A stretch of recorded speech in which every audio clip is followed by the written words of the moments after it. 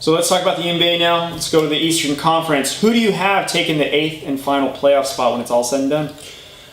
Boy, well, I put, when I did this, I put Miami Heat, Detroit, and Charlotte. But now it looks like Milwaukee might be the 8th spot. I still think it's going to be Miami, though.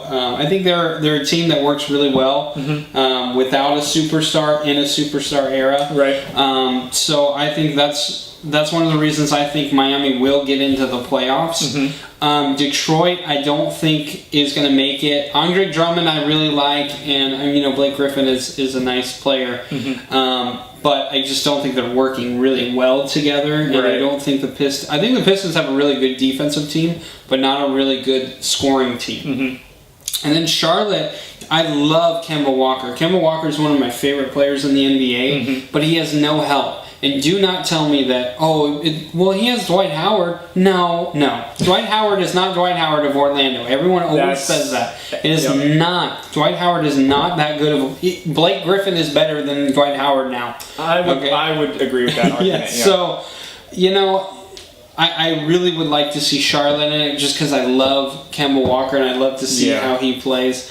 But I think, in all, I think the Milwaukee Bucks, they're kind of struggling right now, but they're going to get back over. And I think the Miami Heat will be in the 8th spot. Okay, makes sense. Well, it's really tough because right now, literally, there's a 1-game split between even the 6th seed and a 3-game split between, all the way to the 4th seed. So I don't think Charlotte's going to get close. I mean, you can't have a 10-21 away record and expect to get in the playoffs, considering even if you get in the 8th seed, you're going up against either Toronto or Boston. Good luck. So I don't think Pistons are going to make it. They're on currently a 4-game losing streak right now. They're not going anywhere.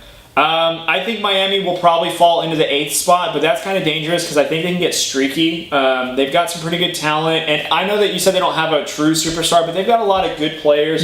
Since Dwayne Wayne's been there, they've been kind of hitting it, doing pretty well. They're about 500 in their last 10 games. But I think that they will be 8th. I don't see Bucks finishing 8th. I think that they'll pull ahead with the talent they have, especially with Bledsoe and Greek Freak. So I'm going to say Miami is 8th. But I think they're going to be a scary 8th. So I wouldn't sleep on them, especially if you're Toronto. I know they've got a great defense, but man, this Miami team can get hot when they are actually in Miami. The Heat are when they're playing at home. They're very scary. So I wouldn't fall asleep on them, especially if you're Toronto or the Boston Celtics. So that's who I have, but definitely Pistons and Hornets. They're not getting anywhere near the 8th seed. They're too far back. They don't really have any help, especially the Pistons. I mean, they're great, but they got to get on like a really good winning streak between now and April. I don't think it's going to work for them. So,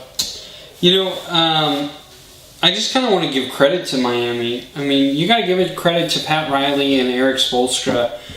They're still competitive even after Dwayne Wade left, LeBron James left, and then Chris Bosh, the whole fiasco that they had with him. Not in a bad way. Obviously, health issue, health stuff.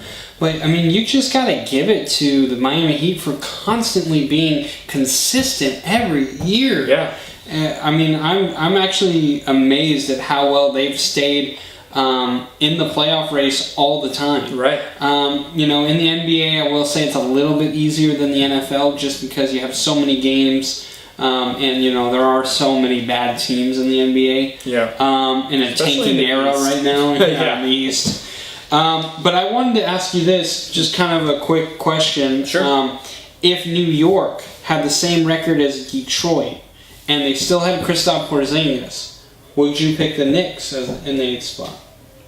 I would think no. And the reason why is because I think that as they get closer to the 8th spot, the pressure would crack. And Porzingis has never been in that position for a playoff run, even what all of his most recent years with Carmelo, especially. And even when they had Derrick Rose, that was probably like their best roster in the relative 3 years. No, I would think probably that they would be like on the outside looking in, kind of like last year when the Pacers kind of snuck in on like 2 games, But I don't think that they would make it. I think the pressure would get to them. They really don't have any of that.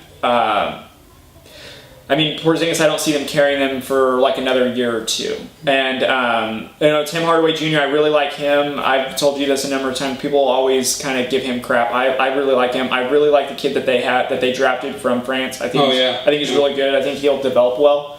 But no, I think that they would be the 9th seed best, and they wouldn't know how to win quite yet. So yeah, I agree. But that was just one of those things I was going back and forth on. I was like, well, I wonder if it would change if Kristaps Porzingis was even in the. I mean, possibly. I mean, you know, a lot of things would be different. Essentially, if you know, I think that they'd probably be about 10 games better relative. So I think they'd be in the hunt. But I think they would slip. But you know, I mean, you can't be 8-27 on the road. But I don't know how much Porzingis would change that. Maybe a 10-win swing, like we said. Yeah. But that's where I see it. Excellent. Well, please follow us on Facebook, Twitter, and Instagram on Drew Code Sports Talk. Also, subscribe to our YouTube channel.